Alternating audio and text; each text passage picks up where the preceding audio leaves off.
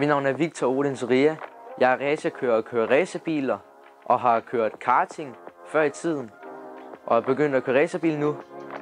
Jeg håber at vinde i biler, og jeg har også vundet rigtig meget i karting. Jeg har blandt andet vundet Europamesterskab, Danmarksmesterskab og flere gange Jysk Fynsmesterskab og en dansk serie som Danmarksmesterskab. Jeg ser frem til i år.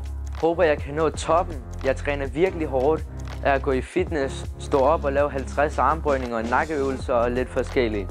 Og køre rigtig meget på køresimulator og ud og søge sponsor næsten hver dag efter skole.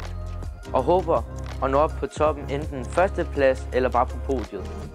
Takket være min sponsor vil jeg ikke engang have været ude og køre racerbil lige nu.